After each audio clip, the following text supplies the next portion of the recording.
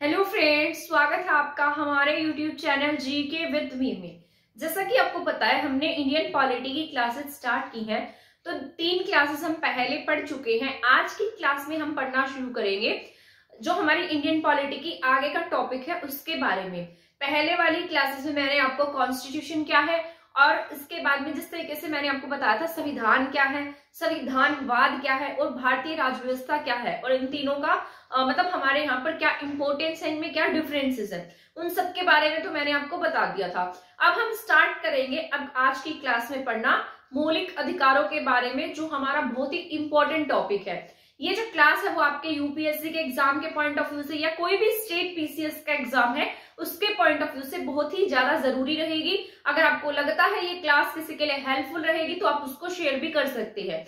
तो आज की क्लास में मैं आपको बताना शुरू करूंगी मौलिक अधिकारों के बारे में पूरा डिटेल से कि मौलिक अधिकार क्या है, कहां से लिए हैं हमने, इनकी प्रकृति क्या है, क्या मौलिक अधिकारों पर हम कोई सीमाएं लगा सकते हैं या इनमें कोई संशोधन किया जा सकता है और ये मूल क्यों है। तो इन सब के बारे में आज की क्लास में हम जानेंगे।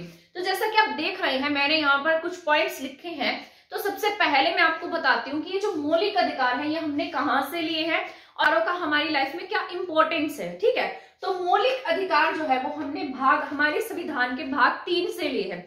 जिस तरीके से हमारा जो संविधान है उसमें अलग अलग पार्ट्स बनाए गए हैं। मतलब अगर एक तरीके से मान लिए कि हम सभी चीजों को ऐसे ही लिख देते या पार्ट्स नहीं बनाते, अनुसूचियां नहीं बनाते या कोई कॉलम नहीं बनाते तो बिल्कुल ऐसे खिचड़ी सी बन जाती है ना। तो इसीलिए हमने कहीं पर भाग बनाए हैं, कहीं पर अनुसूचियां बनाई है, कुछ बॉक्सेस बनाए हैं, किसी चीज को हमने कहीं अलग अलग रखा है, आर्टिकल्स में रखा है। ये इसीलिए रखा गया है ताकि हमें इसको समझने में आसानी हो। ठीक है, तो उसी तरीके से मौलिक अधिकार का जो चैप्टर है वो हमने भाग 3 में रखा है। हमारे संविधान के भाग 3 में मौलिक अधिकारों का चैप्टर आता है जिसे हम फंडामेंटल राइट्स कहते हैं, और ये हमने कहां से लिए हैं, अमेरिका के संविधान से लिए हैं। अब आपको पता होगा हमने बहुत सारी चीजें अमेरिका से ली है, ब्रिटेन से ली है और अलग अलग देशों से ली है। ठीक है, तो उसी तरीके से हमने अमेरिका से क्या लिए हैं, मौलिक अधिकार लिए हैं। पर जो हमारे मौलिक अधिकार है और अमेरिका के मौलिक अधिकार है उनमें बहुत ज्यादा डिफरेंस देखने को मिलता है, क्योंकि जो हमारे मौलिक अधिकार है वो कैसे हैं, निरपेक्ष और सापेक्ष दोनों हैं। ठीक है, और अमेरिका के मौलिक अधिकार केवल निरपेक्ष हैं।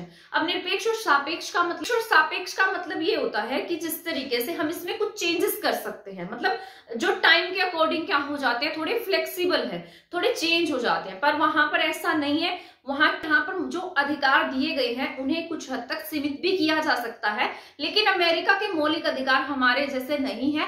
पर हमने ये टॉपिक कहां से उठाया है, अमेरिका के संविधान से लिया है। ठीक है, तो ये बातें आपको याद रख लेनी है, कुछ पॉइंट्स मैंने आपको बता दिए हैं। अब हम बात कर लेते हैं हमें कितने तरीके के मौलिक अधिकार प्रदान किए गए हैं। जब हमारा कॉन्स्टिट्यूशन बना था, संविधान बना था, तो हमारे मूल संविधान में हमारे पास में 7 मौलिक अधिकार थे, जिसमें से एक मौलिक अधिकार जो संपत्ति का अधिकार है उसको हटा दिया गया। ठीक है, और आर्टिकल 300A में उसको रख दिया गया है और कानूनी अधिकार बना दिया गया है। जिस तरीके से आपको पता होगा ये जो प्रॉपर्टी होती है पहले इनहेरिटेंस थी, है ना, तो वो हमारा क्या होता था, मौलिक अधिकार होता था। पर अब ऐसा नहीं है, अब उसे हमने फंडामेंटल राइट्स में से हटाकर कानूनी अधिकार बना दिया है। ठीक है, तो अब हमारे पास टोटल कितने मौलिक अधिकार हैं, 6 मौलिक अधिकार है।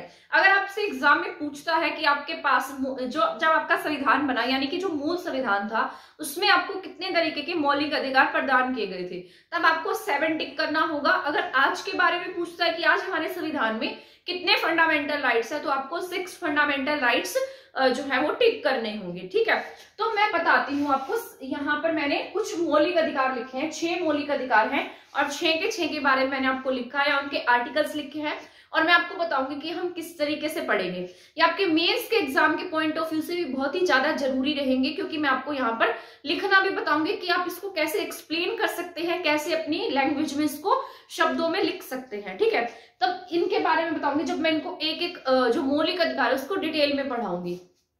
तो यहाँ पर सबसे पहला मौलिक अधिकार जो है वो हमारे पास समानता का अधिकार है। ठीक है, पहला मौलिक अधिकार समानता का है जो आर्टिकल 14 से 18 के बीच तक आता है। ठीक है, इसमें हम जानेंगे कि समानता का अधिकार क्या है, क्या हमारे यहाँ पर सभी समानता के अधिकार का मतलब क्या यहाँ पर सभी का समान होना है। तो इन सब के बारे में समानता के अधिकार में पढ़ेंगे। क्या इनको सीमित किया जा सकता है या ये समय के अनुसार चेंज हो सकते हैं, तो ये सब हम पढ़ेंगे समानता के अधिकार में आर्टिकल 14 से आर्टिकल 18 के बीच में। आपको पता होगा ये क्या है, समानता का अधिकार है। जैसे 14 में क्या, विधि के समक्ष क्या होंगे, सभी समान होंगे, ठीक है। 15 में क्या होगा कि हम किसी के साथ जाति, धर्म, समुदाय इन सब के आधार पर कोई भेदभाव नहीं कर सकेंगे। 16 में अवसरों की समानता होगी। 17 में अस्पृश्यता का अंत किया गया है और 18 में उपाधियों का अंत है। और ये सभी किस में आते हैं, समानता के अधिकार में आते हैं। और इसमें आपके जो मेन इंपॉर्टेंट अधिकार होंगे उसमें से हम पढ़ेंगे आर्टिकल 14 एंड आर्टिकल 15। आर्टिकल 14 जो है वो आपका बहुत ही ज्यादा जरूरी है। आर्टिकल 14 में से ही जितने भी ये बाकी समानता के अधिकार है, ऐसा मान लीजिए बाकी सभी 14 में से निकले हैं, ठीक है। 14 जो है वो बहुत ही इंपॉर्टेंट है, ठीक है। तो 14 अकेला सब पर भारी है, तो आपको ये याद रख लेना है। आपको एग्जाम के पॉइंट ऑफ व्यू से भी याद रखना है, क्योंकि एग्जाम में जो समानता का अधिकार है उसमें से बहुत बार क्वेश्चन भी आया है। और अगर आप एनसीईआरटी की बुक्स 12 की +1 +2 की बुक्स उठाकर देखेंगे तो वहां पर समानता के अधिकार को इतने अच्छे से एक्सप्लेन किया गया है। अगर आपको पहले समझ नहीं होगी, अगर आप उसको पढ़ भी लेंगे तो भी आपको बहुत अच्छे से समझ में आ जाएगा। इसके बाद बात करते हैं स्वतंत्रता का अधिकार, ठीक है। स्वतंत्रता का अधिकार हमारा आर्टिकल 19 से आर्टिकल 22 तक आता है, ठीक है। इसको भी मैं आपको जब एक्सप्लेनेशन के साथ पढ़ाऊंगी तब इसके बारे में बताऊंगी। इसके बाद हमारे पास आता है शोषण के विरुद्ध अधिकार, ठीक है। तो आर्टिकल 23 और आर्टिकल 24 स्वतंत्रता का अधिकार में आपका 19 आर्टिकल जो है और 21 ये दोनों ही बहुत ज्यादा जरूरी हैं। इसमें से भी एग्जाम में बहुत बार क्वेश्चन आता है, ठीक है। तो ये आपके एग्जाम के पॉइंट ऑफ व्यू से बहुत ही ज्यादा जरूरी है, लिख कर ले लेना। इसमें से एग्जाम में क्वेश्चन आता ही आता है। यूपीएससी भी इसमें बहुत बार क्वेश्चन पूछ चुका है। आर्टिकल 21 से आर्टिकल 19 से प्रेस की स्वतंत्रता के बारे में पूछ लेगा, या ऐसा पूछ सकता है कि जो आजकल आज जो प्रेस है उसका हमारे जो सोसाइटी उस पर क्या इम्पैक्ट पड़ रहा है, ठीक है। क्या हमारे यहाँ पर जो मतलब स्वतंत्रता के अधिकार है उनका हनन हो रहा है, तो इस तरीके से कुछ भी पूछ सकता है। तो आर्टिकल 19 और 21 जो है वो आपका बहुत ज्यादा जरूरी है। और समानता के अधिकार में जो आपका आर्टिकल 14 है वो बहुत इंपॉर्टेंट है। अगर आपको कोई मतलब ये पढ़ना है तो आप एनसीईआरटी क्लास +1, ठीक है। सबसे पहले आप +1 की मतलब 11th की जो बुक्स हैं राजनीति शास्त्र यानी कि जो पॉलिटी की बुक्स हैं उसको पढ़िएगा, तो आपको जो क्लैरिटी है स्वतंत्रता का अधिकार बहुत अच्छे से समझ में आ जाएगा। वहां इतने अच्छे से एक्सप्लेनेशन और एग्जाम्पल्स देकर समझाया गया है।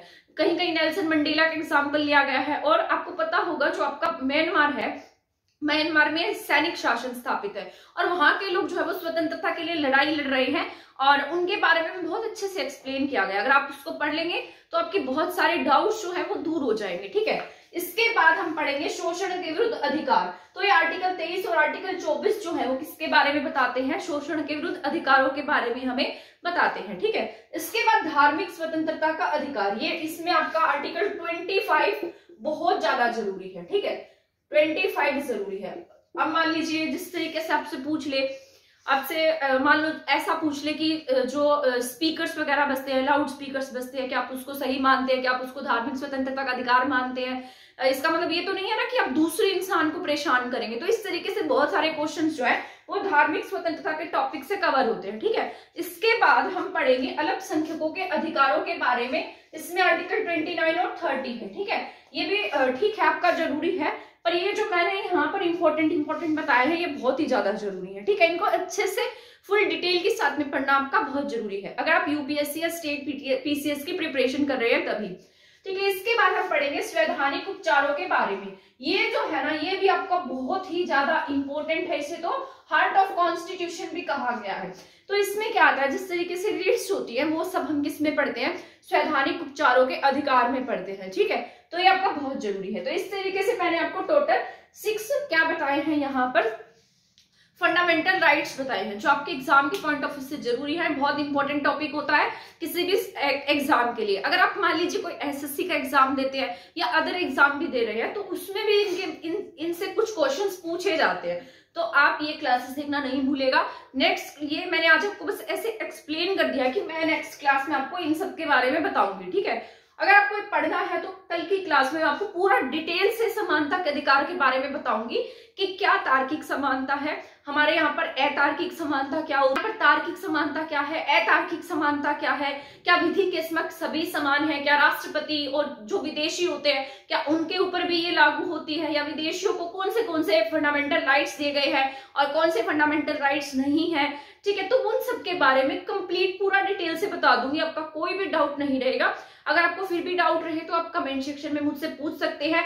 किसी बुक के बारे में पूछना है कि इसके लिए हम कौन सी बुक्स पढ़े, तो उनके बारे में भी आप मुझसे पूछ सकते हैं। अगर आप यूपीएससी की प्रिपरेशन कर रहे हैं और आप नए हैं और आपको ज्यादा नॉलेज नहीं है तो आप मुझसे पूछ सकते हैं, मैं उसके ऊपर भी वीडियो बना दूंगी। ठीक है, पूरी बुक लिस्ट पर भी वीडियो बना दूंगी, तो आप उसको देख लीजिएगा। तो आज की क्लास में इतना ही है। नेक्स्ट क्लास में मैं आपको पूरा समानता का अधिकार डिटेल से पढ़ाऊंगी। इस क्लास को देखना नहीं भूलेगा, ये आपकी बहुत जरूरी क्लास रहेगी। ठीक है, आज की क्लास में इतना ही। अगर आपको लगता है कि ये क्लास आपके लिए हेल्पफुल है या इससे किसी और का मतलब हेल्प हो सकती है, तो आप इसको शेयर कर दीजिएगा। चैनल को सब्सक्राइब नहीं किया है तो आप सब्सक्राइब कर दीजिएगा। आज की क्लास में इतना ही। Thank you.